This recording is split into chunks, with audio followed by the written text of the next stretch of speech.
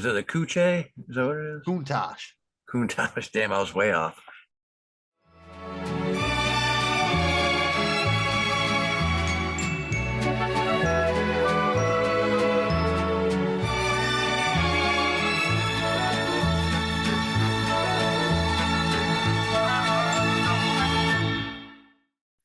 Welcome to the Night Pod Cometh, a show covering the legendary FXX show. It's Always Sunny in Philadelphia. I am Jamie G. Esquire, master of the Countach, and I'm here with Magnum Mills and the Soupdeucer to throw some rocks at some trains, and then immediately start to feel better. I mean, you can't go wrong with the classics, right? Sometimes you have to just bring it back to the basics. I'm Magnum Mills, fairly basic, but still here, enjoying doing some sunny stuff, doing some Christmas thing. You can find the podcast wherever you get your pods. Just search for Night Pod Cometh. Find us on social media at Night Pod Cometh. Find our YouTube channel at joeblowfootballshow.com. If you enjoy this, please give us a like, follow, comment, subscribe. One of them joints helps us out a lot, helps people find the show. Soupdeucer, introduce yourself, and you sipping on anything of the holiday nature or anything fun? No, no, I'm not, man. I'm sipping on PBRs tonight, man. Little easy goer, a little pound. Bringing it back to the basics, dude. That's Yeah. taking it back to the classics. That's definitely the drinking equivalent of throwing rocks at trains, I feel. Yeah, absolutely, man. And that being said, I am the Soup, and I'm here to fucking hang out for this Christmas episode that we are doing about the sunny shit, man. So this is my first sunny Night Pod Cometh here, man. I haven't been on this one yet, so I'm glad to be here, and you know. That's what she said. She hasn't been on this one yet either. Well, Charlie's mom's been on all of them. And please be aware that this is a full spoiler show, 100% spoiler show. All episodes, podcasts, interviews, news reports, Charlie Day at Clifford Ball seeing fish. It's all fair game here, and we will talk about it. This is your first and final warning. And in the immortal words of Charlie Kelly himself, let's do this thing. This is technically season 6, episode 13, A Very Sunny Christmas, but it was first released on November 17, 2009 on DVD and Blu-ray, and it didn't actually air on television until December 16th, 2010. Episode was directed by Fred Savage, who has directed 18 episodes of Sunny, and this is the most recent one he has directed. Written by the gruesome twosome here, Charlie Day, Rob McElhenney. Most notable guest stars are David Huddleston as Eugene, Sandy Martin as Mac's mom, Lynn Marie Stewart as Charlie's mom, Gregory Scott Cummins as Luther, that's Mac's dad, and Pablo Schreiber as Ricky Falcone. The short plot synopsis is Dennis and Dee decide to teach Frank a lesson, a Christmas Carol style, and Mac and Charlie learn some shocking things about their childhood traditions. And before we go to Christmas time here, Mills, hit us with any notable callbacks, references, trivias, eggs, you name it here. Give us all of it. Yeah, back to basics, the little stuff. We do get a little bit of an edited title sequence where you see, I'm pretty sure they went back and because the way Boathouse Row is went up there in the intro with the Christmas lights, so you get a little bit of jingle bells and some Christmas lights and whatnot in the intro sequence. And then Dee's all hung up on the Sergio Giorgini bag. That's apparently a reference to the UK Office, where manager David Brent brags about having a Sergio Giorgini leather jacket. So I think they're doing a little shout out to the UK Office. And Mac kind of gives up early because you can see, we'll note it when we get there, the scene when they go back to the bar. Mac's actually reading the train schedule because he's already accepted that they're going to fail and they're going to throw rocks at trains tomorrow. So that's a little kind of subtle one I always like. And then we get the cool stop motion sequence, and that was animated by Cup of Coffee Studios, and it's an homage to the 1964 Christmas classic cartoon, the Rudolph the Red-Nosed Reindeer, the special we've all seen on TV. And this was actually the first episode that gives a specific date rather than just a day of the week. Like we learned, we open at 9 a.m. on Christmas Eve in Philadelphia, PA. And the only other one that does that is the Marine Ponderosa Wedding Massacre that gives the date as Friday the 13th.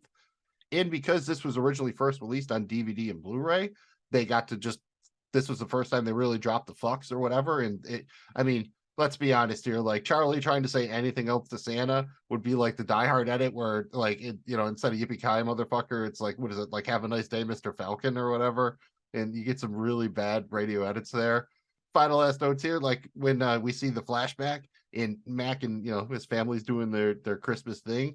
His dad gets a stereo, and it's a really cool one. It's actually probably a Technics SA390 quart stereo receiver. This was like, if you lived in 1986, this was the shit. It was like getting the latest iPhone or whatever. And final thing here is Christopher Lloyd actually has a cameo. He's the second John that comes in as Santa Claus. It's real quick. He's only on for a couple seconds, but if you pay attention, the second guy who comes to the door to come on ride the train there, that's actually Christopher Lloyd. A little bit of a Back to Future thing going on in this episode, actually. Before we start to open our presents, let's give our overall thoughts on this episode. I mean, it's hard to kind of grasp this concept, but this is really the only Christmas episode that Sonny has done. So, guys, how did it work for you? Mills, give us your overall thoughts here. I actually believe in the episode, Dennis says something like, "That's it. We're never talking about Christmas again." And I think that might even been a little bit of a meta nod, especially because they used to always air in the summer, basically every season except winter. It's only recently they've been on in the winter. So I think that was a little bit of a nod. But yeah, dude, I love this episode. It is legitimately, when I go to bed on Christmas Eve or Christmas morning or whatever it is, the last thing I watch before I wake up on Christmas morning is this. If it ends before I'm asleep, I play it again. I don't go to something else. This is just my jam. I love it completely. No matter how many times I watch it, I can still laugh so hard that I cry. Again, it's just chef's kiss for me. I mean, it's everything. That's not only is it a great Christmas episode, I think it's one of the best episodes of Sunny, and it could have been about any holiday. I think they try to say some things about the holiday, but still stay true to the nature of the show, where they really, they don't really learn lessons or change or too much anyways, but it still can be kind of like sweet at times.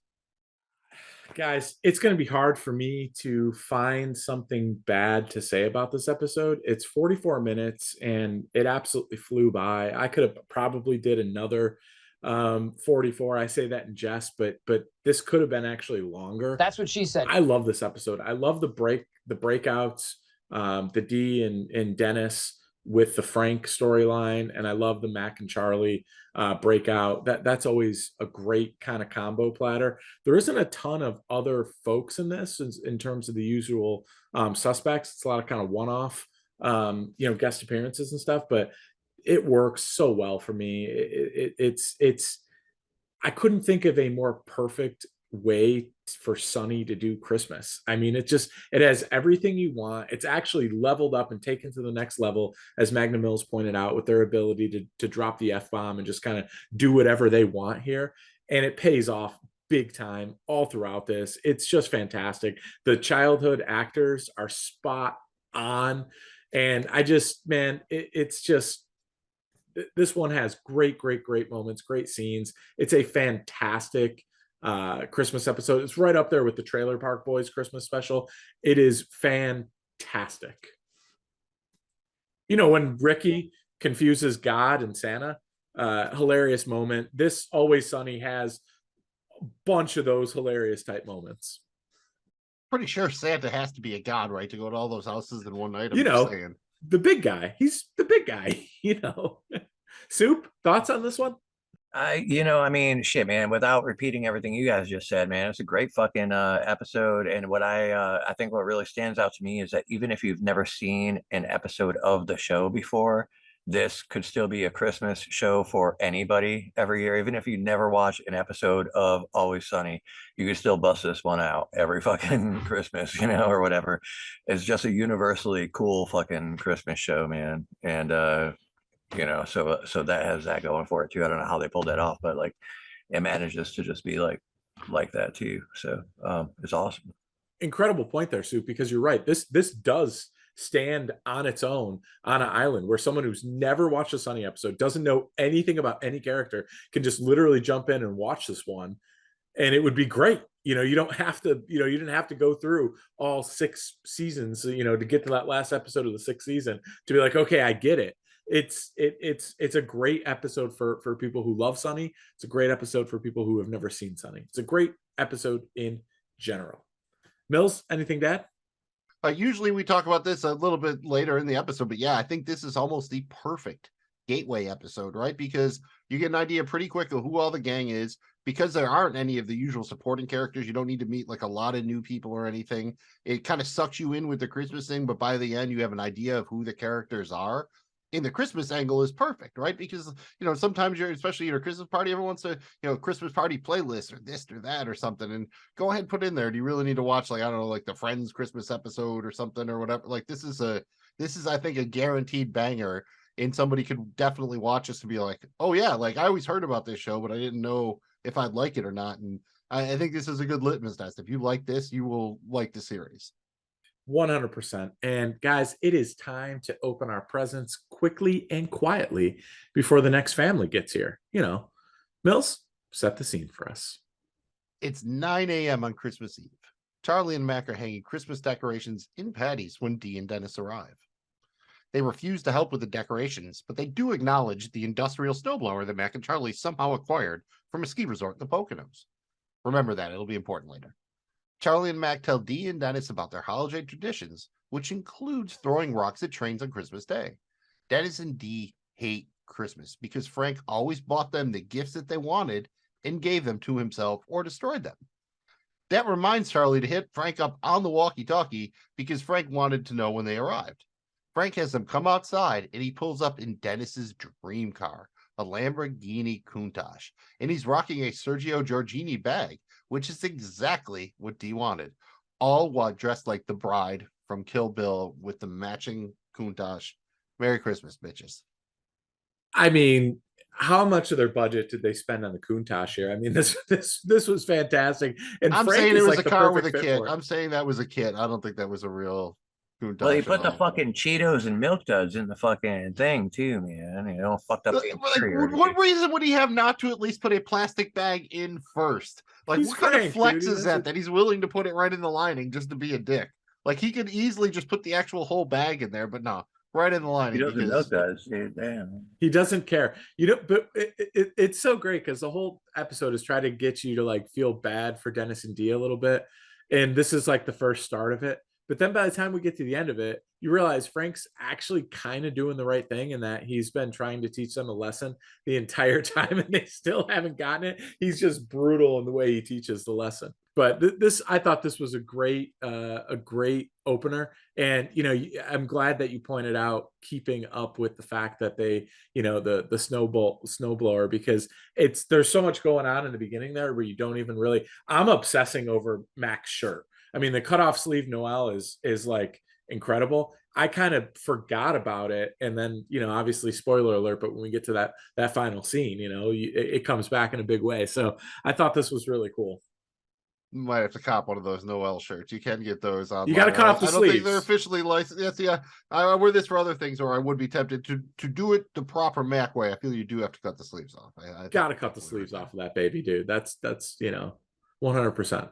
This is just a fun opening. So I do have one question though, that now, because this is technically a Christmas thing, and Danny DeVito, wore, the Kill Bill thing. Like, can you wear that now? Is that like a Christmas costume? Like, you show up dressed like the bride, get yourself the Bruce Lee Game of Death, the yellow suit, black stripe, you're good. Call Charlie Brown, and now you got two things. It's a Charlie Brown and a Sunny thing. Double Christmas. There is a very small pool of people who will appreciate that, but for those people, yes, I think a lot of people watch Kill Bill and Charlie Brown. Well, Kill Bill is definitely, that's a Halloween costume. But correlating it back to Christmas, though, so you can tie it into Christmas, I'm sure, man. I think it'd be cool if someone showed up to a Christmas party dressed like that. I'm feeling it. I guess that's all I'm really saying there.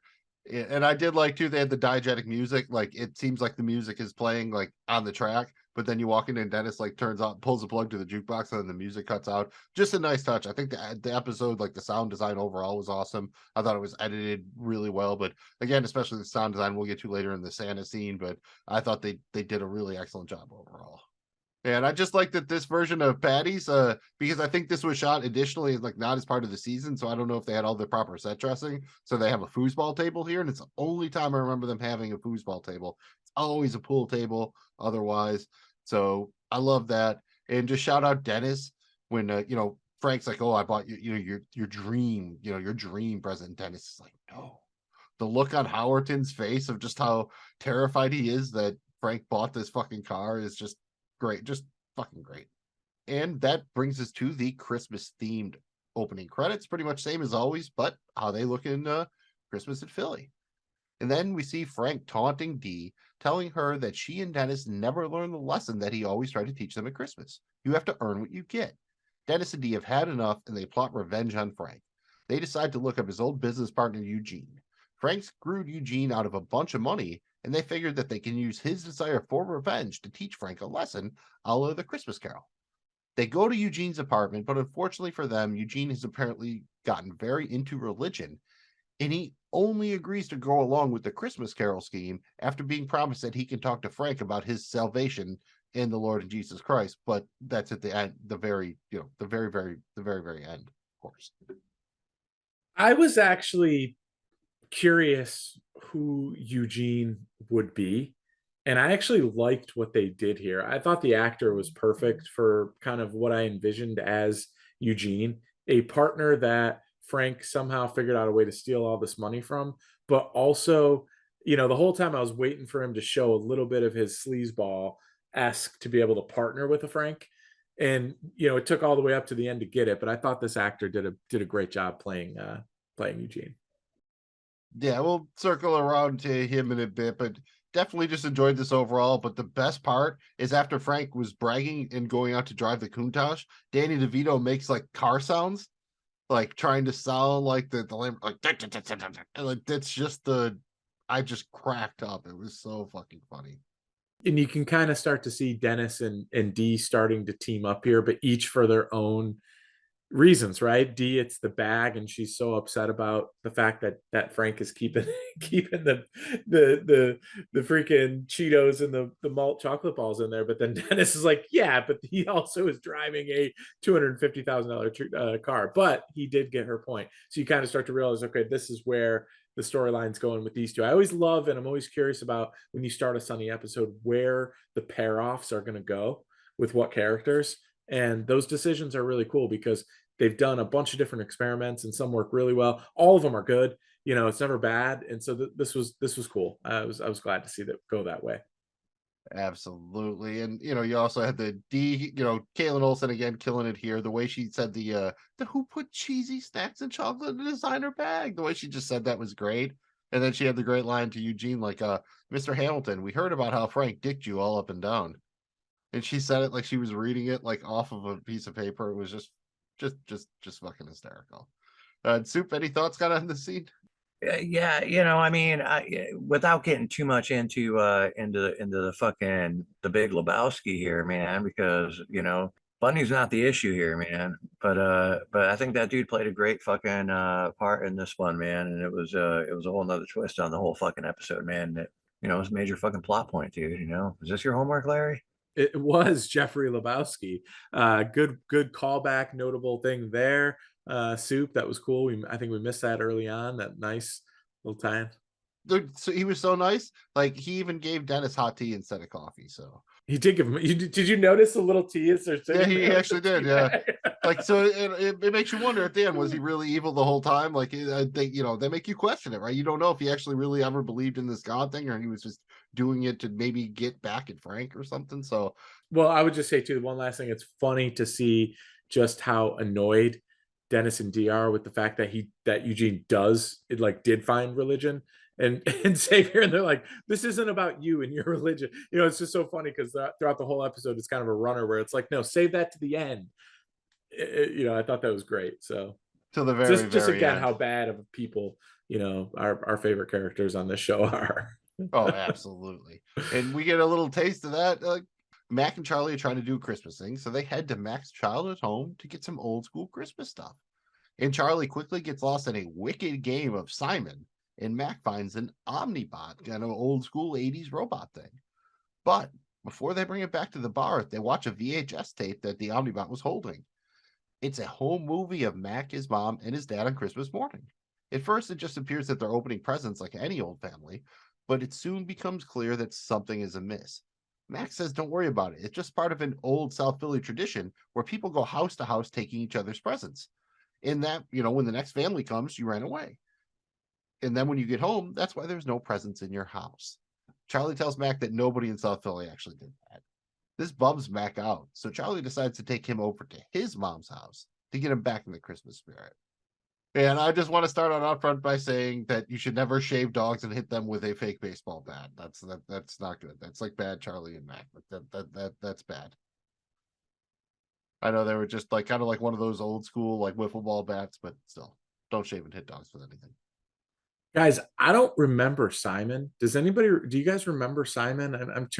I've struggled with it a little bit. Like it was like I had like a I vague totally remember recollection. Simon. How do you not remember Simon? Dude, how do you not remember Simon? Like it was definitely like it went to like 10 levels. I think it started out like Charlie, like with one light, and it was different sounds and lights, and you had to like. I think it was. I thought it was called time. something else, man. I thought it was called. There were two. There were definitely like a generic version of it too. Yeah, I don't remember the name of it, but Simon was like the official one, and then there was probably the equivalent of a I don't know what they had back then, Kmart version or Ames version or something like that. Could have been that JCPenney, dude. I mean, who knows?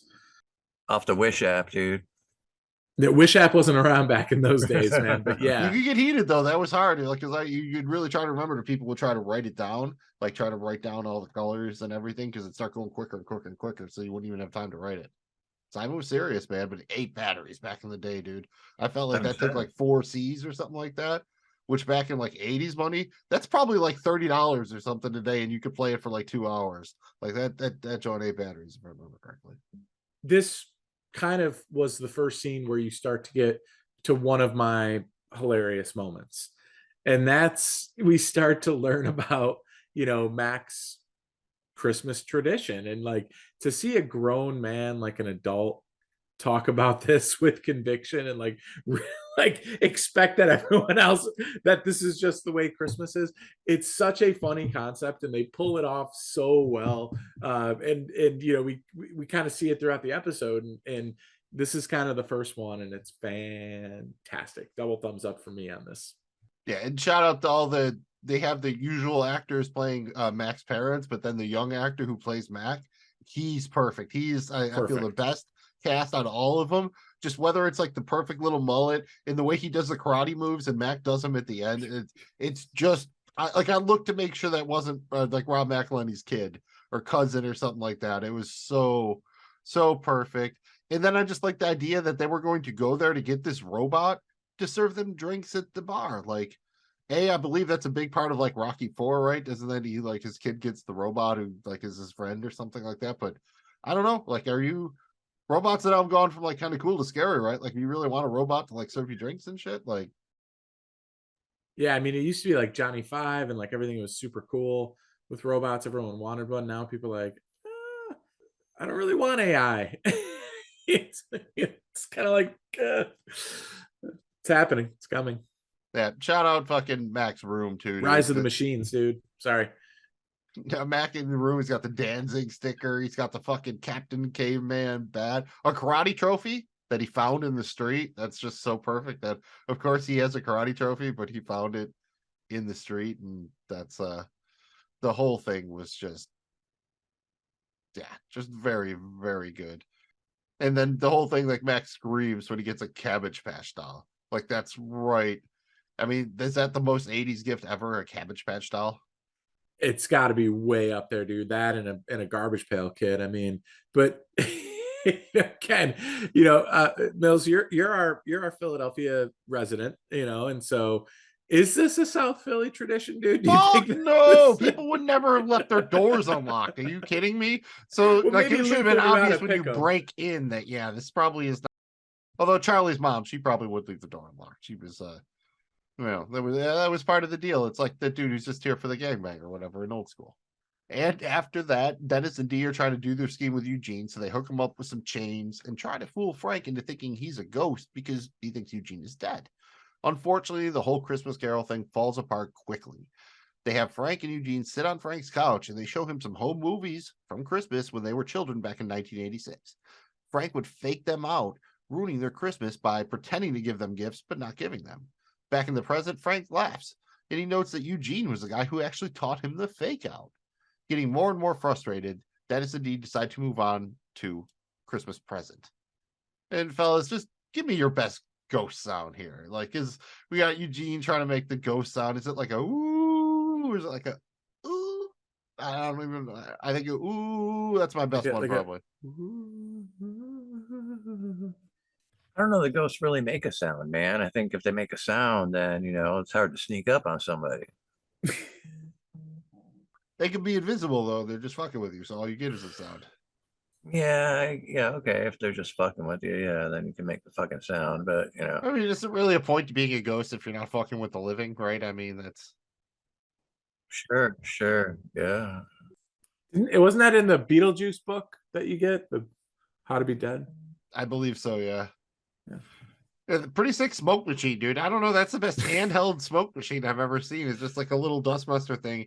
They stick it under the door, all that smoke comes out. I would be interested in that. I'm assuming, they don't spend a lot of money on that kind of thing. So this whole thing worked for me. I commented on it before, but like you set like the period. If you look, this is Frank and Charlie's apartment. There's like a TV from the 80s, a VCR, and then a boombox with a dual tape deck. This is supposedly happening in 2006. Like DVDs are a thing for a minute now, and that's still what they're rocking. So I just love that whole part of it. Really, Danny DeVito's whole action was just. Oh, dude, the fact that he gets up and he immediately thinks fire, because like we're all gonna die. He just immediately picks up a chair. And I will say those are some thin window panes, because I mean that one chair throw, and it wasn't even a full windup. It was just kind of a throw, and it just shattered through the window there. I mean, it's just, how many times has that window been broken? I mean, over under on 5. I'm going over. It's been broken quite a bit. Yeah, enough. The landlord and him don't get along, so he wouldn't replace it with the good stuff. But we saw Frank fall out that window, and Frank falls out the window, so we know that's not a good idea. Like he actually it does happen. The show has been on long enough that he actually falls out that window. Yes, he does.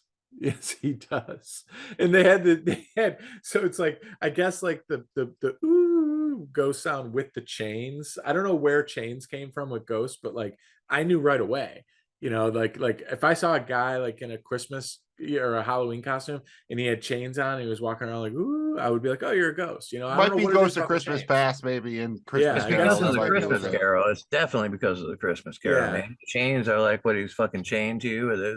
It's a thing, dude. I mean, it's deep, dude. It's Christmas Carol or Slick Rick. More complex than that, man. It's more complex than that, man. And the whole bit too, where Frank wanted to rig the whole thing to keep the Lamborghini door open was just a great runner, because it actually comes up later. But the way Dennis is like, no, you can't do anything to that car. That car is perfect. Like he like purrs on it. It's just modifications on the. Yeah. No. You do not make modifications on a Countach. That car is perfect. Again, just Howerton kind of doing his thing that makes Dennis so fucking weird and everything. And but dude, not to cut you, but what's so great about Frank trying to put the weighted bag on the rope so the door can close. So on that first scene when Frank's trying to get out, he has to jump to get the door. He struggles with the door. And so it's so funny because it's kind of a runner from like the first time you see the car to now. And then of course, we learned that Frank goes flying out of it. So because the door he's driving around it with the door open. I mean, it's too good. Driving around on that, we'll get to that, but like in December, January, Philly, Lamborghini, all those things, don't really go together. But you do have to like the idea that Frank is so fucking kind of fucked up that he'll spend all this money on a Lamborghini just to fuck with Dennis, but then he can't like go to a garage and pay, I don't know what, $500 to get a longer strap or something installed. He's gonna DIY it at this fucking point with a Lamborghini, but he's still got the boom box with the dual tape deck. It's just really good, and I thought the young kids again were good here, but I thought they actually did really good. Sometimes it's hit or miss when they try to do flashbacks with Danny DeVito. I thought this one actually looked pretty good with the little hairpiece, little mustache or whatever. I thought he legit looked like 15, 20 years younger. He had the hair combed in the front. And just they're horrible. Not even the comb over. Is that the comb up? I don't even know how it works. And it was just hilarious because of the whole, because he points him to the big one for, I mean, just think about what sick level of torture. It's like some bad Santa shit, dude. Like point the little kids to the biggest, most attractive present there is, have them open it just to like tiptoe all the way up into the box and look in and realize nothing's in it. And then he's just dying. There's nothing in any of them. Like he couldn't even help himself to wait and let them find out. Like maybe we'll go to another one. Like no, he had to dash their hopes completely right there. Like Completely right from the. I mean, because no imagine, hope. imagine what, dude. I mean, imagine being like 7 and waking up and seeing all these presents ever. I mean, that is some next level like torture. It's cruelty, but it's It so would scar funny in you. this Yeah, context. it in would the definitely show fuck that you it's up. I just- think. Yes, 100%. I mean, it would be like. I mean, it's just. You'd get why you wouldn't like Christmas, at least if nothing else. And I do like nice piece of writing here how when Frank says like Eugene's the one that gave him the idea about the fake out, that gives you an idea like, oh shit, Eugene used to be like maybe a bigger asshole than Frank, which makes the ending kind of make a little bit more sense. So just nice little piece of writing, kind of slip that one in there. Well, and I appreciated that because the whole time I'm kind of like wondering like, okay, anyone that could be a long-term partner of Frank, the war like this guy's got to have something shady about him, right? So it was nice to kind of see that evolve over the course of the episode here. Absolutely. After that, Charlie and Mac arrive at Charlie's childhood home. His mom is baking and she's very happy that they brought her a bottle of vodka. They're all excited, but Mac has a question about something Charlie says about the Santas coming over when he's talking about his past Christmases. Charlie tells him about how all of the different Santas used to come over to his house on Christmas morning. They'd all give him a present or something before heading upstairs to cheer his mom up. Mac takes all of this in and tells Charlie that he thinks these men were paying his mother in order to run a train on her. Charlie doesn't remember this because this is about when he started sniffing glue. Charlie doesn't want to accept the truth, and Mac hustles him out of the house before he can confront his mother. And fellas, I just have to ask you, what kind of message does it send if you either A, gift someone a handle of vodka for Christmas, or B, ask for a handle of vodka for Christmas? It's next level in terms of prioritizing what is a true gift. I mean, that is, could you imagine like just, I mean, showing That up with wasn't like a of bottle of wine Absolute for some martinis or something. No, and showing up with a bottle of pounding wine off is one pop-offs thing. right Like there. that's, and here's what I love about it too, right? It was partially drank. So there was a good little I bit thought it missing was out of full. the I didn't think stem. it was full. Oh no, dude. I thought Dude, it was I slowed full. it down. I'm almost positive. I slowed it down because I was like, wait a minute, I think there's some missing out of there. And it looked like the neck and just a smidge on the where the bottle widens out was actually empty. I was like, oh dude, they've been drinking on that thing. And I just thought they were drinking out on the way over, which would make sense in my world. Yeah, I like it. Either way, it's still just, I mean, this is probably, I wouldn't say the greatest kind of monologue that Charlie Day's had on the show, but when he goes off and it just kind of keeps going and going, and it's like you get that he doesn't get it yet, and like when the Santas keep coming over, like it starts out like there's one guy that they all kind of start having worse and worse costumes, so by the end it's like 2 guys in like maybe red shirts giving him like an orange and a banana or something like that, and just Fucking No, it's banana, it's a where the kickball first and dude banana. was like, the first couple were actually trying to wear Santa costumes and give him actual presents. And I think like the one guy gave him like some kind of model thing, but with the glue. And so then he throws away the model thing and starts sniffing the glue. And so we get a little bit of an origin story for why Charlie started sniffing glue or whatever.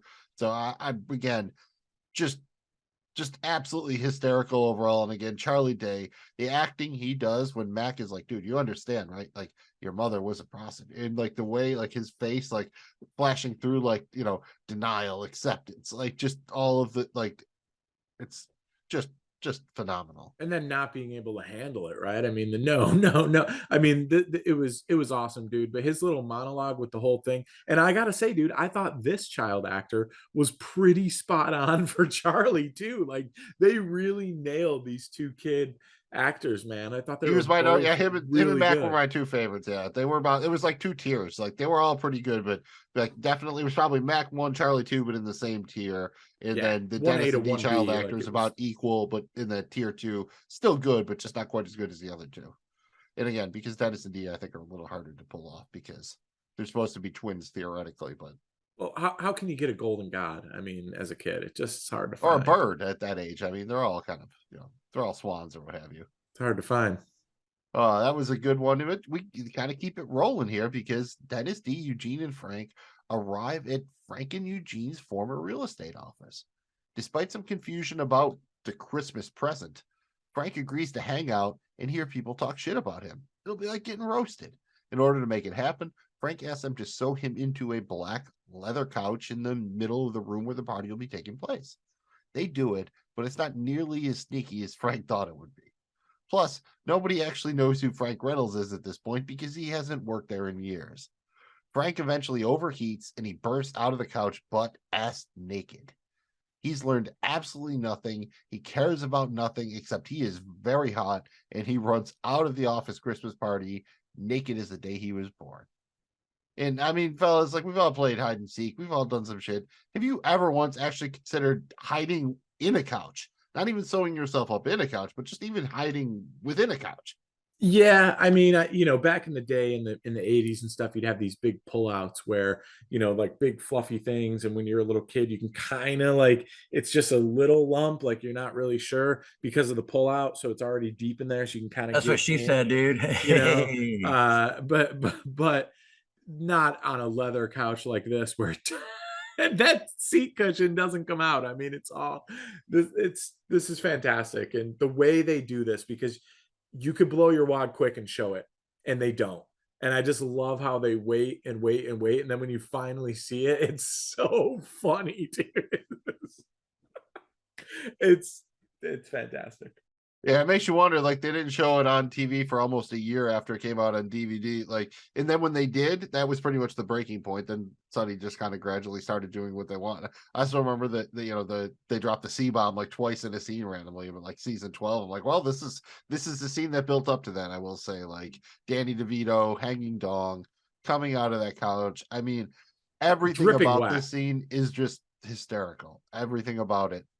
Did he not look like he was coming out of a sauna, dude? I mean, he was so hot and out of breath, and it's got that whole like Ace Ventura coming out of the ass of the rhino thing, like kind of hot in these rhinos. It's got that going for it, but it's so funny, dude. The way you start to see his face, and then the next scene, his head's out, and it's just this is as high as it gets, and it builds because the whole time you're like seeing, Dennis and Dee trying to get somebody to say something bad just so you can hear it, but they're just hyper focused on the fact that, I mean, that thing's, dude, that you could tell, it's hard to miss that, man. I mean, but I do got to say, shout out to Frank saying, this is a common thing. It must be that, he and Charlie don't have leather because he hides in their couch all the time and it's perfect. He catches Charlie, pounding off. He doesn't overheat like that. It must be the leather here that caused him to overheat.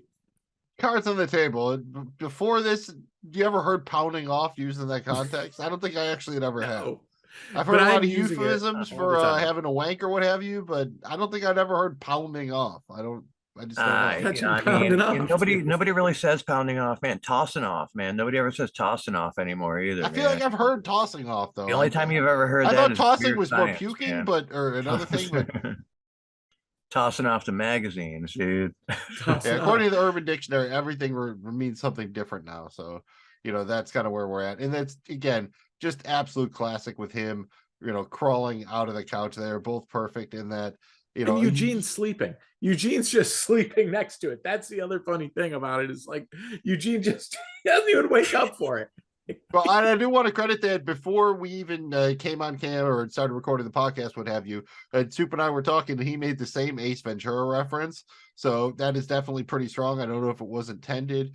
And one of my favorite like memes or GIFs you've ever seen online is the combination of Kim Kardashian's paper magazine cover and Frank Reynolds crawling out here because it's basically him crawling out from Kim Kardashian's ass. And you probably just watched it and it's a good time and it's quite funny. And shout out the party too.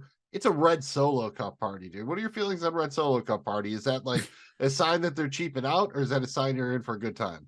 I think it's a sign you're in for a good time, man. I got time to worry about everybody's dressed. If everybody's dressed like that, though, man, you think they'd have some actual glassware But That's what I mean. It's a weird dichotomy, right? You don't see suits with red Solo cups a lot. So it's very it's strange. a fun party, I feel. What I think about it is you're in for a good time, but it's going to be a red Solo cup kind of night. You can have great times with actual, scotch glasses and wine glasses and beer glasses and things like that. You can have a great night, but a red Solo cup night is a different kind of night.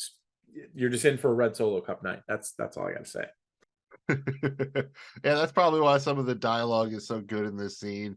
There's a Right. bunch of good exchanges, but I also want to point out that we actually see a sign for the company, and it's called Rayham Properties, which I'm assuming is kind of the combination of Reynolds and Hamilton, their last names.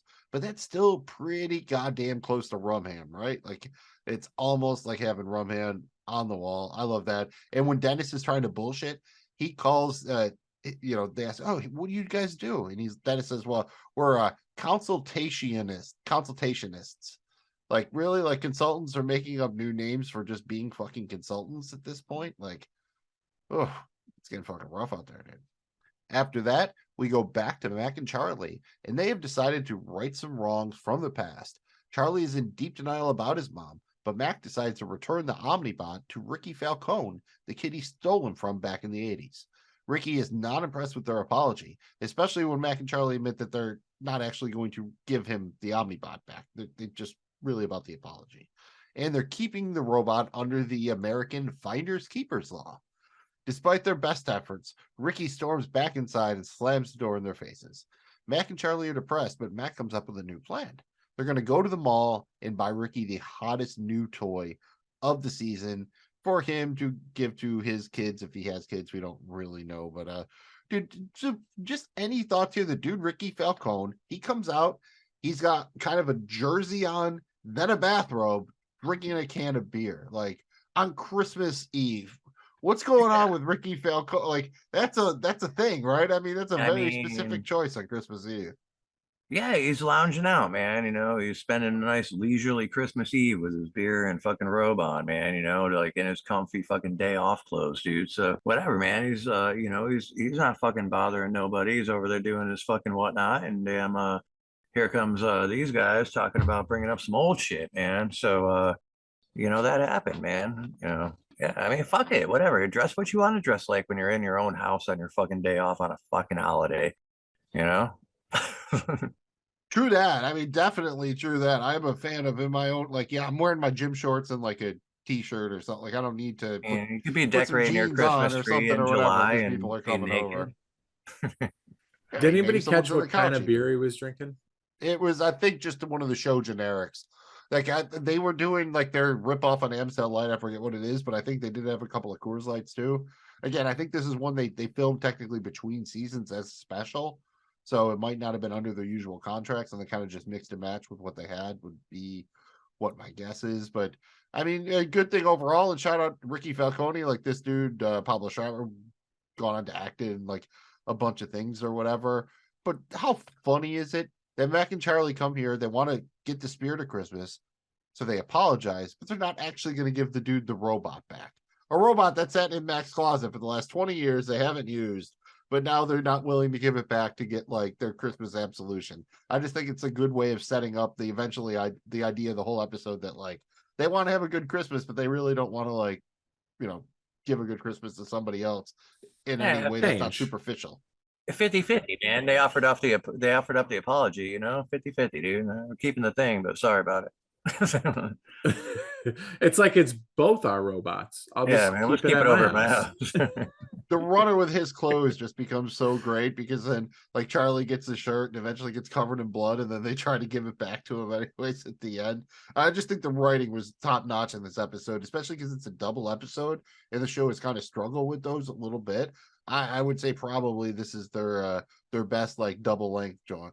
For sure, because a lot of times when you see like 1 and 2s, part 1, part 2s of stuff, it's like sometimes those don't. But I will say the Gang Goes to Hell 1 and 2 actually, upon rewatch the second or third time, I was like, okay, this actually, we recently did that. I think we recently went back and did this on the Night Pod Cometh, and that held up better than I thought it would. Yeah, I think if I remember right, part 1 carries part 2 a little bit in that one. It does. Yeah, pretty good. And I did love, like, I don't know who did the Omnibot voice. I don't think it was like the real robot voice from the 80s, but there was a robot that was like that and it sounded just like it. So I thought that was really cool. I always enjoy when the show kind of does throwbacks because they're from, more or less in my era. So just thought that was really good. Loved everything about this scene. And so after that, Mac and Charlie, they go right to the mall. I'm assuming probably the Cheltenham Mall. And they find out that the hottest toy is Redmond the robot.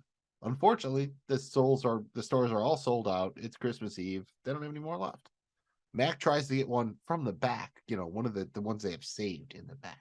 And he becomes enraged when the toy store clerk doesn't know who Mike Schmidt is. Former Philly. Charlie manages to get Mac out of the store, telling him that no one knows who Von Hayes is.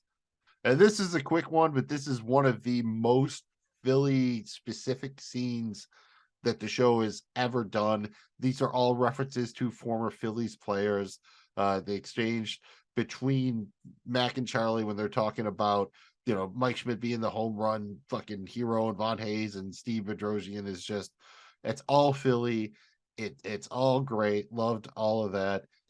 I mean, let's be honest here. Like, do toys suck now? Like the kids' toys? I feel like back in the day we had so many cool options, but as I think about them, it's like, well, there were the Transformers, there were the GI Joes, and then there were the Thundercats, which were kind of like cats, but the GI Joes, and there were GoBot. All right, so maybe not that many, but I don't know, man. I feel like I go into a toy store now and it's all weird and shit. I mean, maybe that's like, hey, old dude, get out of the toy store, but I don't know, man. It just seems like toys aren't as cool as they used to be. You know what? They're I don't think definitely they are, different. dude. Yeah, it's definitely because nobody wants toys anymore. The little kids, all they need is a device, dude. Right, Nobody's yeah, out it's there more playing device games. oriented than like We had practical cool toys. toys back then because that's what we had, and we had a lot of cool shit back then, man. But like right now, that shit wouldn't be so cool for like somebody growing up right now because they have everything's fucking different, man. Everything's fucking different, dude. I will say, speaking of how good the writing is here, this was kind of the first rage scene where this kind of is a little bit of foreshadowing to Charlie's rage scene with Santa. And so each, kind of Mac and Dennis have their little frustration, or I'm sorry, Mac and Charlie have their little frustrations here, and it escalates, each time. But this was kind of the first rager scene of the episode, and that was mid rage here for Mac. Yeah, and I'll do my Philly thing and point out here that they call it Redman the robot. It's definitely like Redman, like you would say, Redman from New Jersey, but that's very Philly. Like, same people who pronounce water as water. So Redman is Redman, makes about as much sense as water is water. And let's be honest here, Mac's kind of a Karen, right? Like Mac does not strike me. If you're working retail, you do not want Mac as a customer. Like he just thinks he knows too much, kind of, and he's that guy like he knows your business better than you do. He's just an ocular pat down and absorbed everything or something. I thought it was funny because I didn't know those people. I'm not a super like baseball guy, so I mean, I didn't know those people, so that's why I thought it was funny. Like, no one doesn't know. I was like, I don't. So that was You cool. wouldn't. It's like old school Buffalo Bills from like before they started, like pre Jim Kelly, Right. like post No OJ one's gonna know Simpson, some of those like people. in that Right. zone, like those players where if you're a hardcore fan, you'll know, but otherwise you won't know. And that's why it was so inside baseball. But I did love after all of it, they kind of linger on the toy store clerk for a couple of seconds, and he's just like he instantly gives the look that this might have been his most difficult customers of the entire day, despite the fact that they really probably weren't that difficult. Just Mac was very, very, very obsessed with Phillies baseball. And that brings us to one of my favorite scenes in the entire show, because after they leave the toy store, Mac and Charlie plot their next move. But before they can really do much, Charlie sees a mall Santa and focuses on him like the goddamn Terminator. Charlie ignores Mac, walks right up to the Santa, sits down on his lap. He's a big boy. He repeatedly asks Santa, "Did you fuck my mom? Did you fuck my mom, Santa?" Eventually, Charlie loses it. He bites Santa on the neck zombie style, which causes complete chaos. Mac tries to get Charlie out of it. In the process, while some kids are yelling or whatever, and their mom's trying to get the kids safe, Mac knocks this kid's mom out. He's dragging Charlie, whose face is covered in blood, screaming about, "Did you fuck my mom?" And it is just, I cannot express to you, every time I watch this, I basically laugh until I cry. It's never not funny. And to this day, if I'm in a mall or somewhere and I see just like a random Santa, under my breath, I'm like, "You fuck my mom, Santa?" Like, I just can't fucking help myself.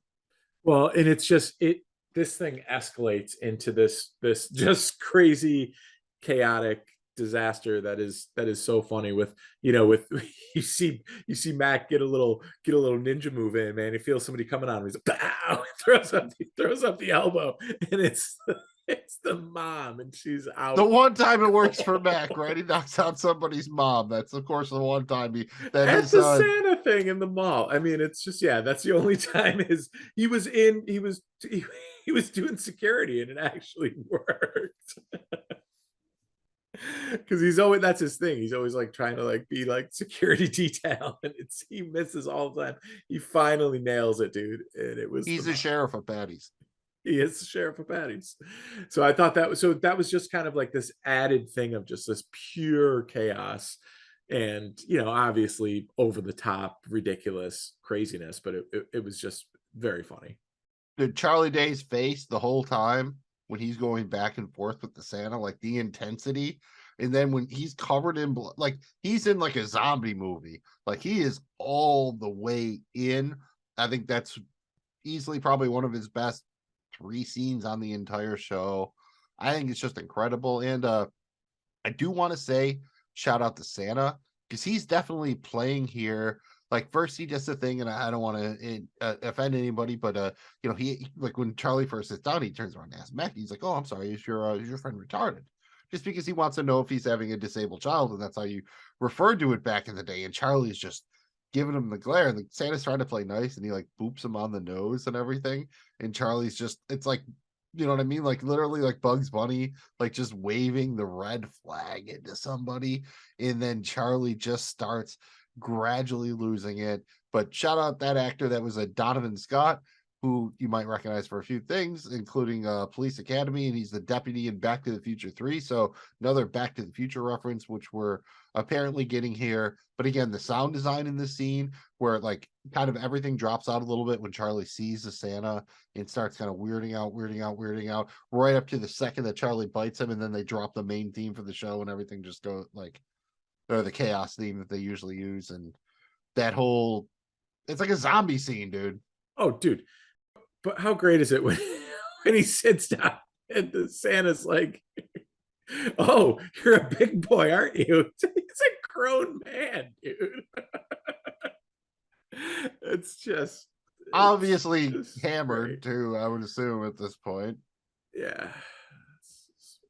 I mean, mall Santas are kind of creepy to begin with, but then the idea like he just cuts to the front of the line, and it's just, the entire concept of this is just, from the second that he just focuses in on the Santa until Mac finally drags him out of there, I can never stop laughing, basically. It's just, everything about this is just awesome, man. I mean, even as he's just driving away, like, so, "Did you fuck my mom?" And then they show the kid, and then the mom, like the Mac knocked out on the ground. Like, it just, shout out Fred Savage here, just absolutely fucking terrific direction. The entire scene just sings. Dude, Fred Savage is an absolute savage. I don't give Fred Savage enough credit, dude.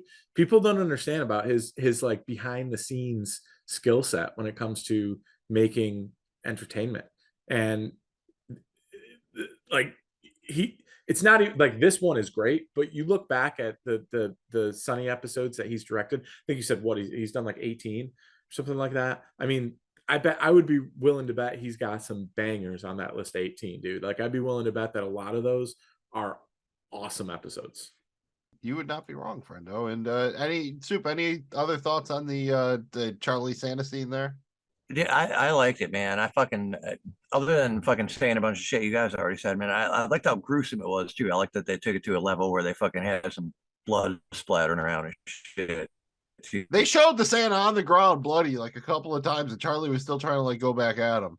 Blood in the beard. And it got pretty extreme there, man. And that's what it was supposed to be. And then he just fucking beat the shit out of him. I mean, it was great. The whole fucking scene was great, dude. I mean, I'm not encouraging that kind of thing. Don't go to the fucking local mall and do that to your local Santa or anything, unless he's fucking your mother or something. So, or whatever. I'm just saying there's some potential here. They've been trying to break a Mallrats sequel for forever. Mallrats, we saw the Easter Bunny get up. Here we see Santa get beat up. I'm just saying there's a way these two things could take place in the same universe, at the same time or something, and do kind of like a little bit of a, oh, this other thing was happening, like a side quote kind of thing or something. Yeah, that might be kind of cool, man. Yeah, I'm just saying, they've been trying to break that Mallrats too for a while. So just get Jason Lee back. We'll go from there. After that, we got to go back to the treacherous trio over here. Dennis D, Eugene, actually with the foursome with Frank. They're all still trying to do the Christmas Carol thing to Frank.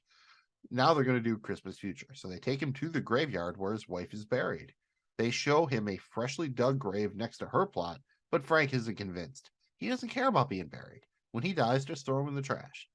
Dennis and Dee admit that they just want good presents, and Frank berates them for never learning the Christmas lesson that he was trying to teach them. Frank leaves, and Eugene is frustrated because he didn't get to talk to Frank about Jesus, and he didn't expect to still be here at this point. Dee and Dennis unload on him for being useless, and then leave him in the graveyard. I mean, Dennis just yelling like, you give us reparations and cars and Lamborghinis and goddamn money. And then he's like, and purses, you son of a bitch. I mean, that's it, right? Like they try to act all high and mighty, like they have this big thing. No. And Frank gets right to it. He knew the whole time. Like, no, you just want me to give you the shit. Like that was really all you ever wanted, is just you want the Lamborghini. And like they finally broke, right? I mean, they've been trying to like, oh, we're going to teach a lesson this whole time, and and I mentioned this earlier. The way this episode, this speaks to how good the writing is in this episode. The way it starts, it's almost for a split second feel bad for Dennis and Dee, and then as this thing unwinds, without taking anything away from what a terrible piece of shit Frank Reynolds is, because they didn't take anything away from that. They finally break here in this scene, and you start to realize, yeah, they're still the selfish, narcissistic, self-centered assholes that they've always been. And I just think that it's a genius way to do it. And in a way, we kind of saw their, Christmas, past, present, and future for Dennis and Dee without actually having that be the thing. It was supposed to be Frank's all along. Remember now, like we know at this point, like Bruce is technically their real dad or whatever, but they're still Frank's kids, and they'll never be able to like really escape that. Like there is like part of his crazy neurosis is definitely embedded in them, and I wouldn't say Trumpian, but too, you get the idea when he's a kid, he played them off each other or whatever to try to get them to be the best or whatever, or be the favorite. We even heard him say, first is the worst, like Dee's mom said to her, because she's the worst because she's first. I mean, it was again, the show I think always wants us to be like somewhat sympathetic to them, but also realize, they're pretty bad people. Gotta shout out the fake headstone next to their mom's grave was like, Frank Reynolds, I think it was like 1949 to 2006 or whatever. But the thing it said was, he was a dick of a father. Couple of great dick references throughout this. I think it was Dee earlier in the episode was talking to Eugene about how Frank dicked him all up and down. There's a dick hole in there somewhere. There's a dick hole in there somewhere. Dick hole in there somewhere. A couple of real good dickisms, I guess is the right word here for this episode for sure. Yeah, and like I think you alluded to a little bit, but just the idea that they're trying to do all this, Dennis and Dee, and then they're finally like, all right, dude, just change. Like, all right, we did the thing. What the fuck, man? We're sick of this shit. Just go ahead and change now. Like, it doesn't feel like that's what a lot of like the country or the world wants people to do. Like, all right, come on. We tried hard for a couple months. Like, let's just do the change now.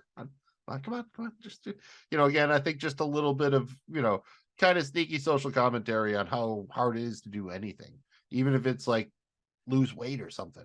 Like everyone can do it for like, New Year's. That's why every gym is packed in January. Then they less people in February and less people in March, because it's one thing to want to do something. It's another thing to kind of really stick to it, and you get the idea here, like Dennis and Dee they never cared enough to even like fake it hard enough to get through it. They're like, just give me my fucking Lamborghini. Reparations, man. They're trying to get their reparations, and yeah, just classic Dennis and Dee, man. And if I remember right, as far as we are on the timeline, this is already past the point where they dug up their mom's grave to get her jewelry. So it's fun that they're bringing it back in now to use as a moral lesson. Like, oh yeah, like, yeah, no, don't worry. Like, yeah, this totally means something. Now we go back to Patty's to find Mac and Charlie, and Mac is looking at train schedules while Charlie is lamenting not being able to make things right with Ricky Falcone. It seems that Mac's already accepted they won't, but Charlie's still trying. Dee and Dennis come in hot. They start pounding beers. Dennis tears down Christmas decoration. They're all bitching. Christmas is over. No more Christmas at Patty's. And then the phone rings, and they get some crazy news. Frank is dead, and they need to come down and identify the body. There was a car accident. They walk into his room at the hospital, which should have been the first thing that they're going into a room at the hospital, not the morgue, but they find out that Frank faked his own death. He really did get into a car accident, but he only sprained his ankle. The fact that he had to have the door open saved him. However, he did have a crazy experience, which changes his mind about Christmas. And I mentioned earlier, this is where Dennis says Christmas, it's a bullshit holiday, and it's forever banned from Patty's Irish Pub. I think this is the show's excuse to just, like, we're doing one Christmas episode ever. We're never doing another one. We'll never mention it again. Enjoy your Christmas episode. And it's fantastic, and it never gets old, and I'll watch it every year. But I do like this because for a minute there, you start to be like, oh no, now maybe they feel slightly bad about how shitty they've been, with Frank. And it's like, oh no. But then I didn't believe for 1 second that Frank was actually dead here, right? I mean, I didn't believe it for 1 second. No, classic Frank line was like, well, I knew you guys would never come to see me, so I just faked my death. Because of course that's like definitely what Frank would do. Like, that even comes back around at the end of the episode where he gives them the Redmond the robot because he fucking like paid some guy to fucking get one from the back or whatever. Because of course he would, because he's Frank, and he just does like all of the Frank shit. And I did like when Mac's looking at the train schedule at the beginning of the scene, and Charlie's like, "Yeah, we'll just give him. We'll go back. We'll give Ricky the shirt." And Mac's like, "You mean the shirt with Santa's blood?" Charlie's like, "Yeah, sure." And there's huge blood spots. It's great. And dude, I do got to say too, like, Frank has been obviously really working at that with his toe knife, because when he sprains his foot and throws up his toes, they look pretty, mani-pettied up to me, man. I mean, he's clearly been working the toe knife. That's just funny because I know at least at one point, I don't know if he still does it, but Danny DeVito would do a whole troll foot thing on Twitter where he would show like his toes and toenails and shit or whatever. And in this scene, at one point, Mac's like, "Oh, this is heavy," and I think that's a deliberate Back to the Future reference. Again, we got a Christopher Lloyd cameo, and we got the dude who's a deputy in Back to the Future 3 is Eugene. So I think there's enough Back to the Future crossover here to say that was probably deliberate. And I mentioned it before, but it's December, end of December in Philly. Frank is driving a Lamborghini, does not look like there is, like, with like the not the good tires, and the door is opened. That's a hell of a flex, man. Imagine driving around in, like, this isn't a window open. This is a gull door open in your car. Like, that's cold. I would say that's even a level up from top down in the winter, because that's what winners do. And this is door open in the winter, because that's what champions do. I mean, I don't even know. That's what Frank Reynolds does, man. I mean, it's up there, dude. And he was going super fast. Imagine how chilly that must have been. But then again, sweating the way Frank Reynolds does, it probably felt nice. You just got to keep eating the balls and the cheese and the whatnot in the bag. That's the key. Maybe that's why you get the energy. Well, he had just finished it right when he just finished his Cheetos and his malt balls right when that happened. Got his top down, his jewelry on. So I guess his seatbelt wasn't on because he went flying out. I guess no seatbelt. Yeah, definitely. Frank would not wear a seatbelt. You kidding me, Frank Reynolds? He ain't It's wearing true. a fucking seatbelt. Actually, I think that's actually established that he doesn't wear a seatbelt, if I remember correctly. Or at least it is in future seasons. So definitely a thing.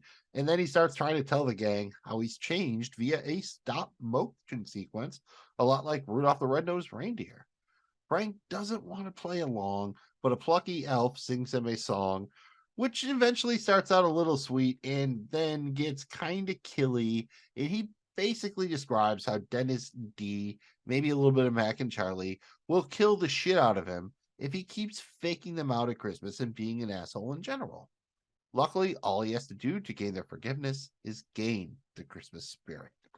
Guys, I mean, just talk about this as kind of, I think we've all seen the Rudolph joint, the Frosty the Snowman joint. Let's start with, how'd you like the animation of this? Did it kind of like fit that, give you the same kind of feels? Dude, I fucking loved it, man. The fucking this whole scene was pretty fucking well done, man, because it was exactly what you would get out of, like, I think it's like is it fucking, what's that fucking cartoon from back in the day, man, where it's like not a cartoon but it's like the exact same kind of claymation shit Oh, with the fucking Grumby, Island of something Misfit that's all Toys great, or whatever dude. the fuck and shit. Anyway, man, yeah, it was a good throwback, man. And it was spot on, dude. Spot on, man.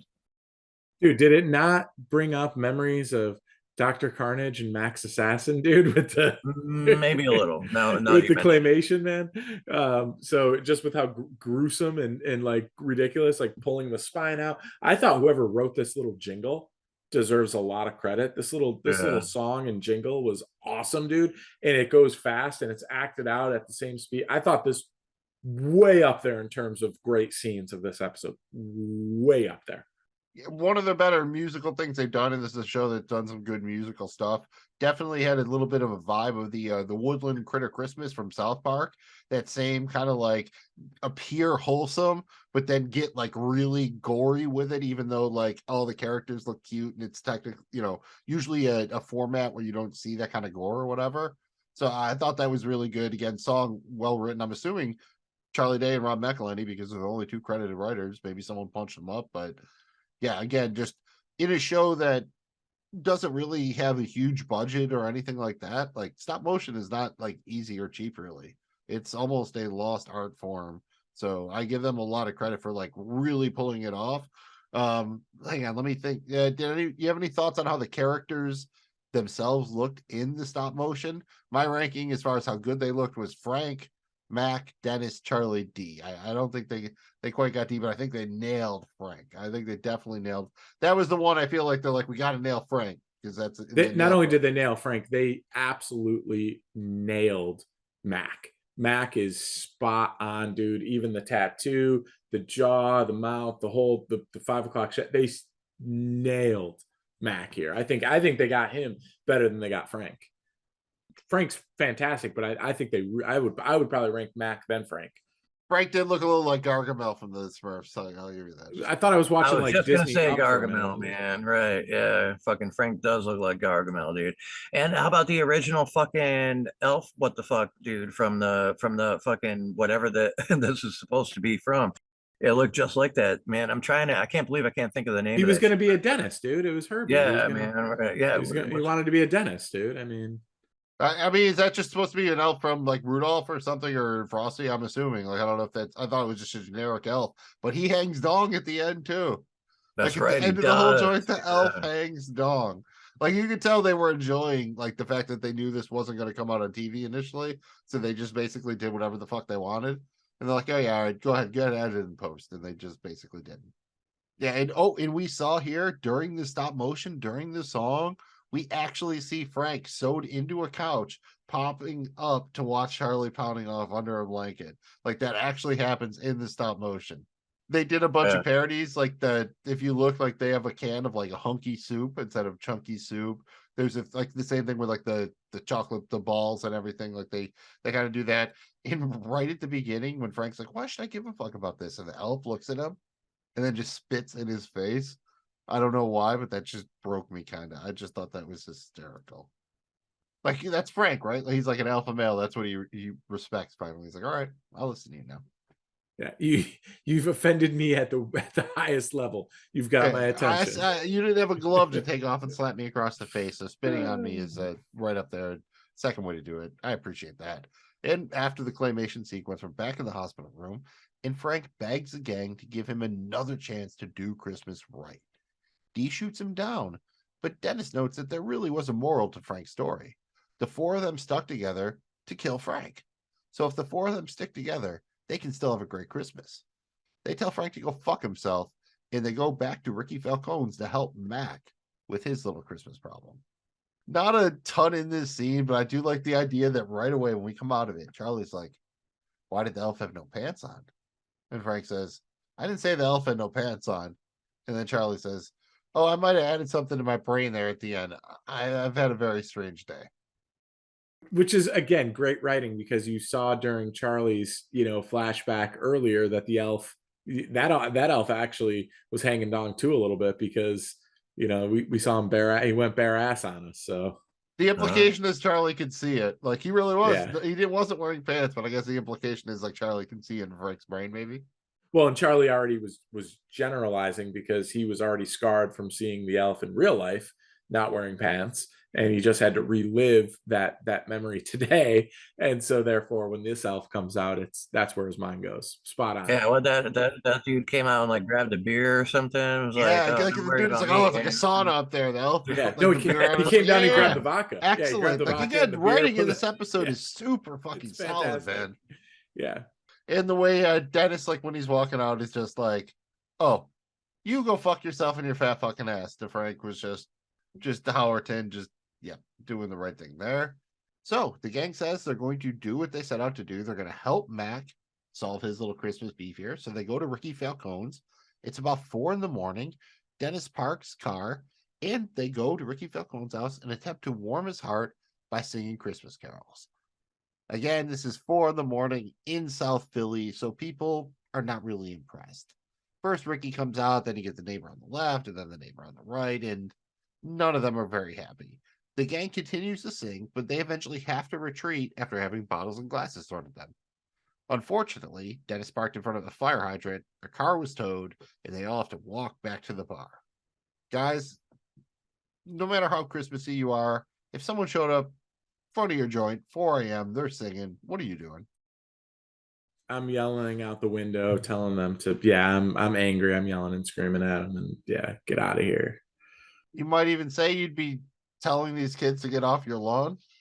Yes, precisely what I would be doing. So now, if I was precisely. awake, if I wasn't sleeping, man, that would be different. But if it woke me up, then I'd be pissed. But if I was awake, then I might still be pissed, or I might not. It would depend on my mood and maybe the song. Okay, at 4 a.m, Christmas Day is rough, and we get a weird thing for Dennis here, where he's like, "Oh no, I don't like fur, like trees." Like, basically, he doesn't like Christmas trees because he doesn't like the smell. Who doesn't like the smell of a fresh cut Christmas tree? I think it just goes to show you Dennis is a psycho, right? Like, who doesn't like that? I'm not a huge fan of like evergreen flavored candles or something, but like an actual like pine tree, like, there's a reason. Like, piney's good, right? Piney's good, I feel. I like piney. Big fan of the spruce. Sprucing up with the spruce. Yeah, and there's a little bit where Ricky Falcone's yelling, and Charlie's like yelling, like, "Oh, I'll go bite you," and then Max kind of like, "Oh yeah, he will," and like just that little slight throwback to the Santa scene, I thought was just awesome. And again, Charlie tried to give him the fucking shirt with all the blood and everything, and Dennis again so fucked up. He's like, "Oh yeah, like we could just give each other oranges." Like for Christmas, like we'll just all give each other oranges, and Dennis thinks it's like a great idea. I think this is definitely the show laying some track for like, Dennis, like there's something that's not quite right with him. And it was the ultimate thing, right? Everyone tells the gang to get lost. So then they start singing angry, and then everyone throws shit at them. Car is towed. Basically perfect. They're stuck with nothing else to do. They have to walk to Patty's. They walk in and they find that all the Christmas decorations are up. We got a little train, everything. Frank and Eugene have reconciled. They set up all the decorations. So Frank gives them some real gifts too. They get the Redmond robot. Dee gets her bag. No fake outs here.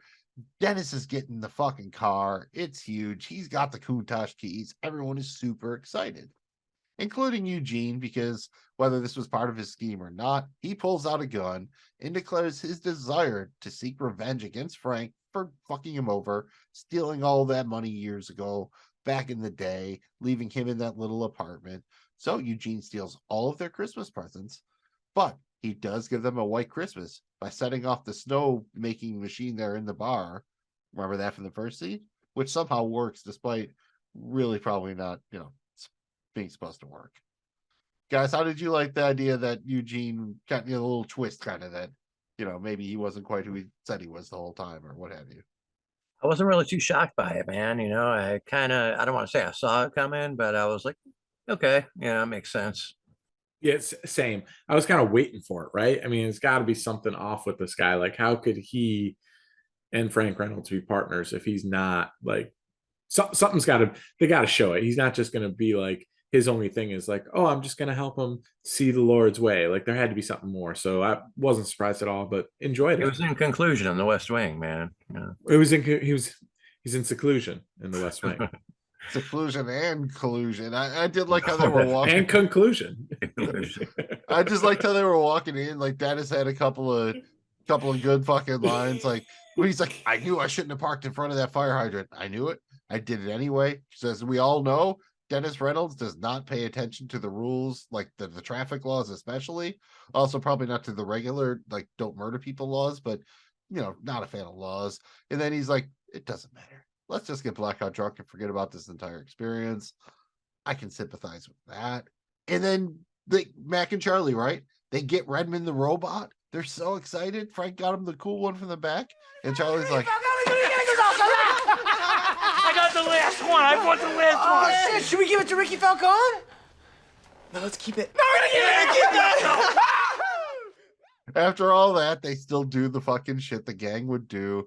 And even when Eugene pulls out the gun, Frank's reaction is just, oh, a gun. I love guns. I got a gun of my own. Shut up. it's just so fucking perfect. Just all that shit. And we saw Mac do the karate chop shit, like after he opened his gift, just like the young Mac did. Long time ago, dude. This was so long ago that the Lamborghini Countach had a real key. Nowadays, it would just be some fob you put in your pocket. It had an actual like key. Yeah. Got a kiki, man. No fob. You are damn right. Little shaft. You had to put the shaft into the shaft after the drive shaft. You had to insert. There was an insertion. You did have to. You got to shift out from that. And that's pretty much it, man. The gang has had all they can handle. They've reset the thing. Now we know why Dennis isn't driving around in a Countach or what have you, but they have to do something on Christmas Day, right? So they all go find some train tracks. They throw rocks at trains.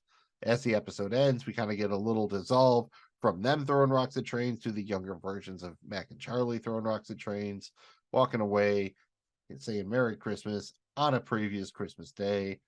Pretty basic. Just did the ending work for y'all here? Did you kind of like that again? They went for a little sweet at the end, I guess.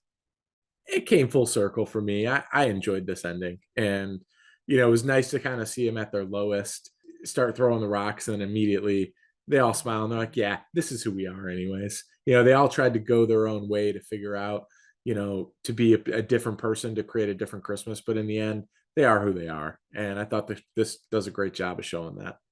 Yeah, I couldn't agree with you more, man. That's pretty much that pretty much sums it up right there, dude. That's good soup. Yeah, I'm trying to make something cool. It's in conclusion in the West Wing. Conclusion in the West Wing. Where like Eugene like goes and gets like more like cheese poofs and shits and puts them in the bag and then passes out in the car, and then like Rickety Cricket finds him and like tries to steal the bag but accidentally like drives the car into a fucking wall and it blows up or something, and then he's like randomly involved at the end. That's the only other way I could have gone. Was a little kind of more. That's more of a denouement that I with the same ending, but Denouement. tacking a little bit of funny on the back end, because sometimes that's what you gotta do. It's like a little insurance. And that was a very sunny Christmas. But before we hand out the awards for this episode, let's just quickly look at what other people think about it, because people think highly of it. The episode is rated 9.2 on IMDb, which puts it in a tie for 7th overall amongst all It's Always Sunny in Philadelphia episodes. There's 162 of those, so tie for 7, pretty big deal. So, Jamie G, let me just ask you, is this a top 7 episode of Always Sunny? Or even call it top 10? Top 10, I'm going to say yeah. I'm going to say yes. It's definitely a top 10. It's in like a 6-way tie for 7, so let's call it top 10 to make it. It's a top 10. I mean, top 7, top 5, that's rare air, and there's just such a huge catalog that it would be hard for me to pick any 5, honestly. But Top 10, yes. This is absolutely a top 10. It's fantastic. I'm glad it's the only Christmas episode. Don't do another one. Like this one is it's awesome. Yeah, I can't argue with you there. I think it is easily a top 10, top 7 for me. It's probably top 5 for me.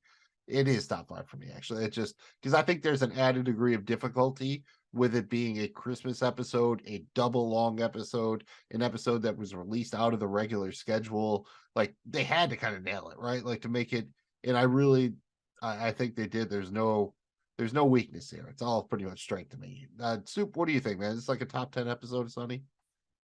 I mean, I'll definitely put it in the category of the top 10 episode. Here's the thing where I'm kind of like, man, categorizing this thing might be a little bit rough because when you start throwing out, like, say it's July and you're watching some reruns and some shit, this one pops in, you might not like it as much. You might not enjoy it as much. I think you enjoy it a lot during this time of year and this fucking, the Christmas season and everything. And then it comes on then and it's definitely a fucking top 10, maybe a top 5. I mean, of all time, yeah, it's still up there in the top 10.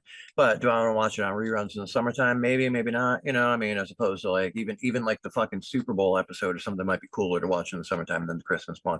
Just because it's for Christmas, but I will give it a fucking every year go to, man, for sure. So yeah, it's definitely in there in the top 10, but fluctuating within the 10 to number 1 area because of seasonal shit. I mean, that's totally fair. My top 10 overall definitely fluctuates on what episode I've seen last or what happened in the news or something, like what time of year it is, like you said. That makes a lot of sense. We already talked about it. I think we all agree to be a great episode to show to someone who hasn't seen the show before. So let's just move on to the point where sometimes we like to have a little fun and give alternate titles for the episode. I mean, A Very Sunny Christmas is, I mean, it's good, but it's direct to the point, but it's pretty like vague, right? I mean, like the easy one would be like The Gang Throws Rocks at Trains. That feels like pretty classic. Frank Buys a Countach I like. And Charlie Beats Up Santa Claus. Like if you just saw that title, you'd want to watch the show, right? Anybody got any other alternate titles that would work here? The Gang's Christmas Banger. Gang's Christmas Banger is a great one, dude. I kind of like Frank Finds God. There's just that, it's not like a main thing, but the end there, he like kind of connects with Eugene and like acts like maybe he changed and found God. I think it would be intriguing. Also, I wanted to do something with the gang sews Frank in a couch. I think would be fantastic. Like the gang sews Frank in a couch. Who would, if you saw that as a title coming up on the next episode, would you not be pumped about the gang sews Frank in a couch? Like it's just, that's a great name. Oh, that's great. I didn't have anything with Frank in a couch, but like I wish you could do it like it was implied, like the dick in a box thing, but it was like that's my Frank in the couch or something like that. That would be fun. And Soup, you got any other alts down there? Nah, man, I struggled for a while trying to come up with something cool, man, and that was the best I could do. Oh, that's all good, man. I like Charlie Beats Up Santa Claus. The Gang Finds the Christmas Spirit. How Mac's Parents Stole Christmas. Redmond the Robot versus Omnibot. Frank Fakes His Death. Ricky Falcone is in a rut. Charlie and Mac Go to the Mall. And of course, vodka. What everyone wants for Christmas. Dude, what I just thought of what if it was what if it was Mac and Charlie buy Ricky Falcone a shirt? Like, I mean, I know it's a little wordy, but or Charlie buys a shirt. Charlie buys a shirt. Like that would be the Charlie pounding off, dude. Charlie pounds off would not Charlie pounds off. The Charlie pounds off would be a good one. That'd be a good one. Yeah, it's all right. Yeah, that's what we're talking about. That's the vibe that we're going for here. It's supposed to be fun because this is one of the shows I guarantee you they don't spend much time on show titles. There are other shows I guarantee you they really care about having this is like kind of like the Friends thing, right? Where they gave up and they're like, this is the one with the what? Like the Sonny's like the gang does X. So I think those were all good. But let's do a Christmas thing, right? So let's say we're doing Secret Santa. It's just you and the gang. So yourself, members of the gang, you do Secret Santa. Which member of the gang are you hoping to draw? And what would you get them with, say, a $50 limit? I want to get Charlie just because I want to make Charlie. I would like to have Charlie, man. I'd like to get him a gift, dude. He deserves it. Like the guy needs something to believe in here. And no question about it, I would go to like Michael's and get all the wood glue and all the different glues and bring that back to Charlie and have a nice glue Christmas. He's dreaming of a glue Christmas. Fucked up. I mean, if you get Frank, it'd be easy, right? You just give him a fake out. Like, oh, fake out. Fake out. Frank's fake out. Oh, dude, that would have been a great name title too. Is Frank's fake out? Yeah. Frank fakes the gang out, or Frank's fake out. That would be. Yeah. Frank fakes the gang out. I like that. Frank fakes the gang out. It works phonetically. Soup, who would you want to, which member of the gang you want for Secret Santa?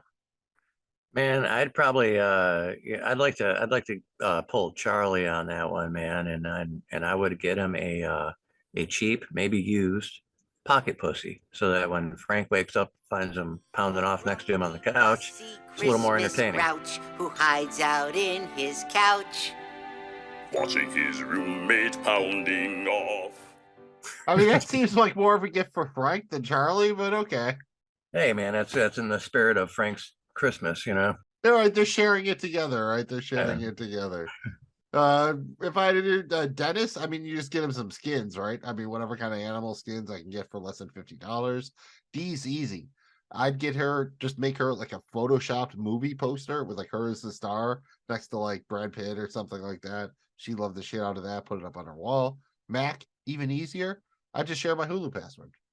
Mac would love that. Dude, what about Charlie? What about getting him like a giant cheese ball, like a Christmas cheese ball? People he would love any kind of cheese. He loves all the cheese. Like that would be any kind of cheese would be right up. Yes, absolutely. Or actually better, get him one of those like cheese of the month club memberships. Yes. So like every month they send Charlie. Giving. It's fucked up because all we want to do is give Charlie gifts. We don't want to give anyone else gifts. We just want to give all the gifts to Charlie. Yeah, we love you, Charlie. We're all trying. Cool. Like I was trying to give alts because all of my top gifts were also to Charlie, and I would definitely get him the finest bag spaghetti you could find in the entire city of Philadelphia.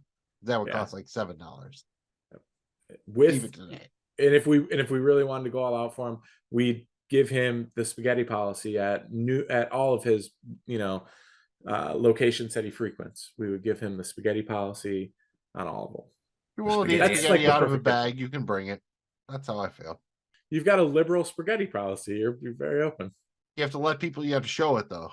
Like people have to be able to be like, take pictures, you put it on Instagram, like that's the dude over there eating spaghetti out of a bag. As long as you're cool with it being that dude. You've got a very loose spaghetti policy. I like it. I mean, the world would be better with more looseness around it. Yeah, it's although I do like the al dente, but yeah, I mean, we'll have to re-examine the spaghetti policy. It is very crucial. Now it is time for our very elaborate awards ceremony. Let's start with our favorite quote or piece of dialogue from A Very Sunny Christmas.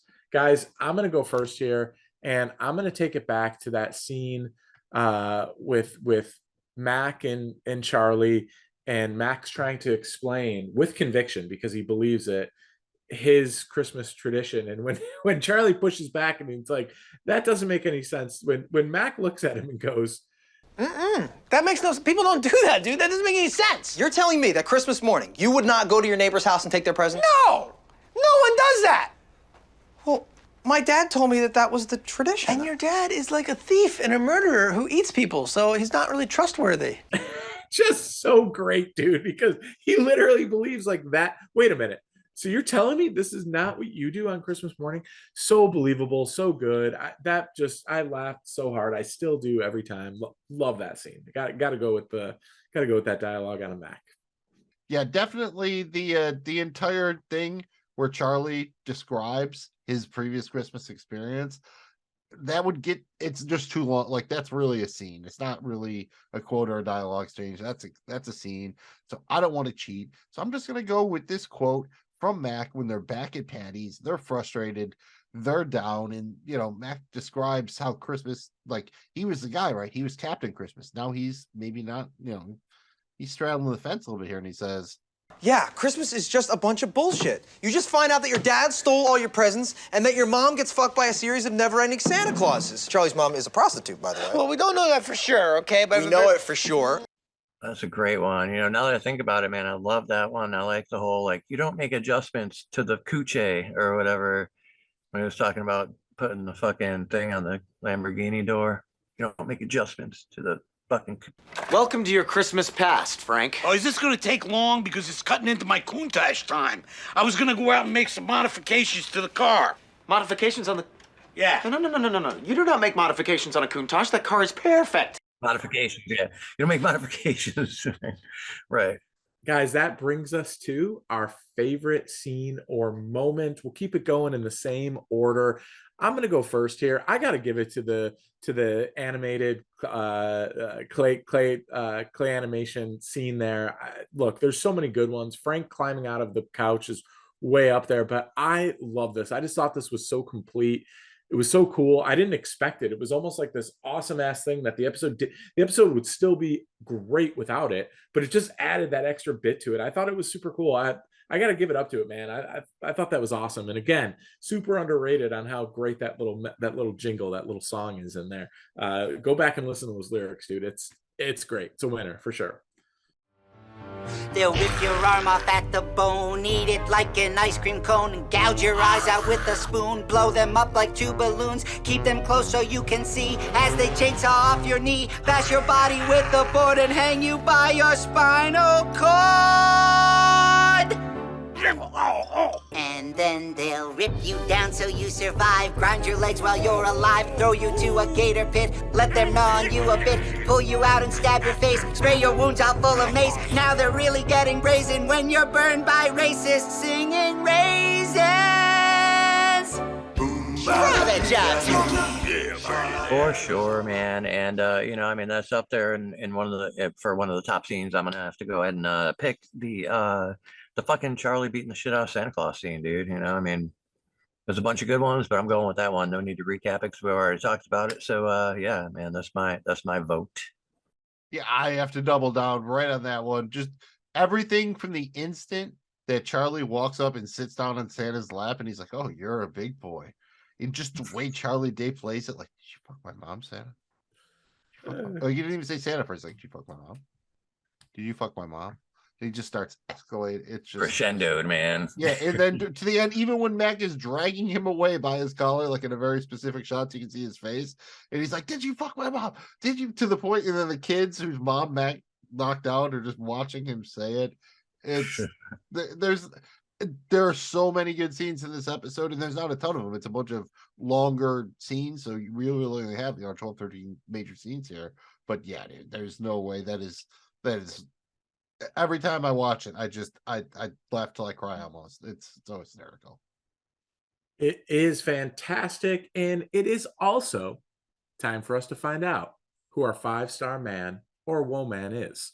This is when we rank the members of the gang or other characters from this episode on a scale of 1 to 5 stars. The first being the worst and 5 being the best, the 5-star man or woman. Mills, why don't you give us your top 5 dead or alive?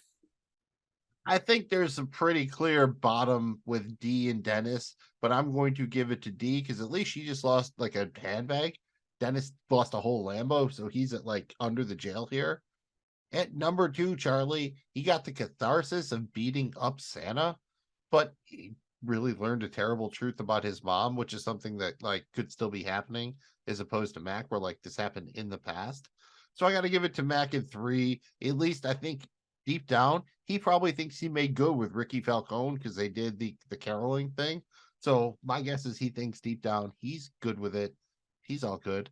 He's back in the Christmas spirit. At number 4, I'll go Eugene. I almost put him at 5, but we never see him again. If we'd seen Eugene one more time, I would have given him the bump up. But you have to assume he took his Countach, the bag, the Redmond the robot. He's out there having a good time. And finally, my 5-star man is Frank, because you know what? Frank got what he wanted. He kind of got everyone to come back to him or whatever. Sure, he lost like the Countach or whatever, but he had so much money he didn't care. Like, I guess like he crashed the Lamborghini and then bought another one. So, whatever. Same difference, really. Even if like things didn't work out exactly the way he wanted, he still comes out looking, pretty fucking fresh and clean. Soup, who's like your top 5 here for the episode? I'm gonna have to say, man, we have a lot of similarities here, man. Fucking 1 and 2 are definitely, D and Dennis, man. I'll put D at 1, Dennis at 2.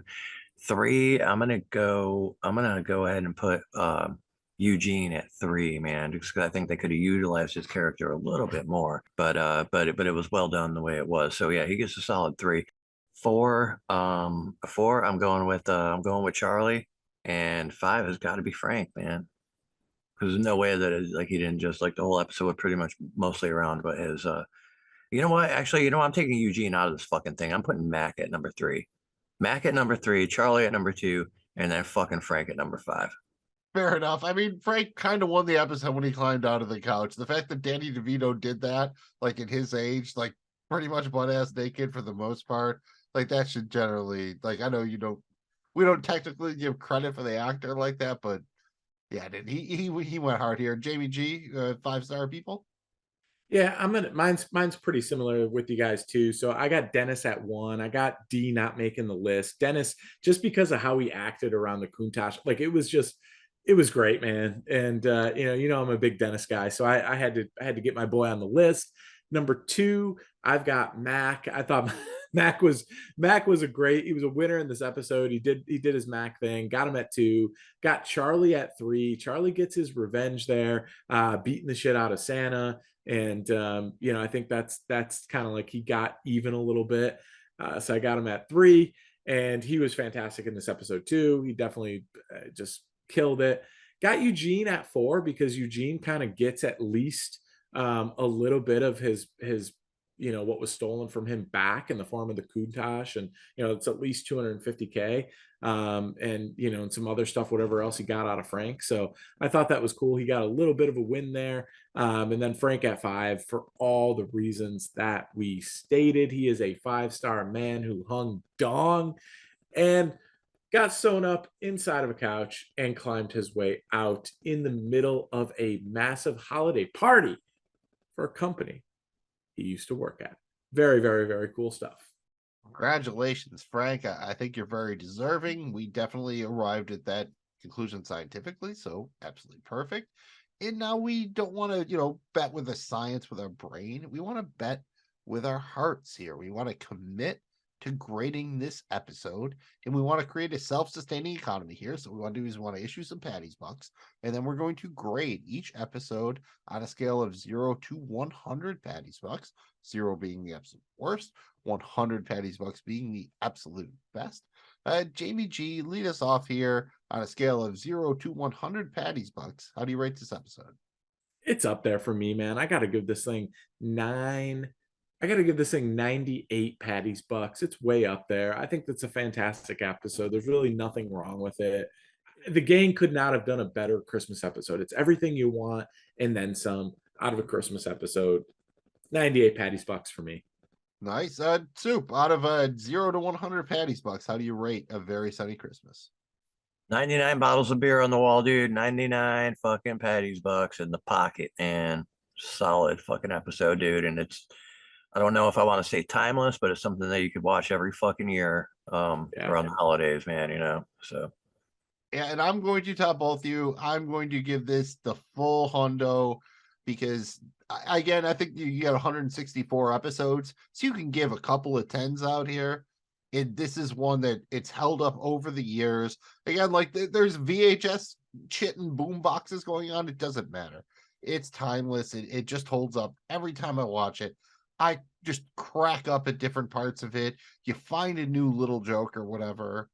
It's a hundo over a hundo for me, man. It's the full hundo. The full hundo and the full Monty for Frank. Thank you for checking out the Night Pod Cometh. We love doing these throwback episodes, and don't you worry, because we'll be back with another one before you know it. If you got a particular episode you'd like us to talk about, let us know in the comment section. Drop it right now on this YouTube video. Hit us up on our social medias at Night Pod Cometh. At Night Pod Cometh. Magnum Mills, he is going to tell all of you fighters of the Day Pod, where you can find all of our content. Thank you, sir. You nailed most of it again. Just search for Night Pod Cometh wherever you get your pods, on social media at Night Pod Cometh. Find our YouTube channel at JoeBlowFootballShow.com. And this was a fun one, right? I mean, we just love talking about the show. Who knows when we'll actually get new episodes back? So we'll be coming back around, do a couple of these. Always a good time. On behalf of myself, Magnum Mills, Jamie G, the Soupdeucer, thanks again for checking us out. And again, being a fighter for the Night Pod Cometh. Fuck the day pod. Oh, master of the sun. Oh, Pounding off. This has been the Night Pod Cometh, presented by the Joe Blow Football Show. We are in no way associated with It's Always Sunny in Philadelphia, 3 Arts Entertainment, RCG Productions, FXP, or FXX. This show is for entertainment purposes only. Any views or opinions expressed here are personal and do not represent those of people, institutions, or organizations who may or may not be associated with the Joe Blow Football Show. If you have any questions, please contact us at nightpodcometh@gmail.com. Thank you for listening. Please remember to like, subscribe, and comment.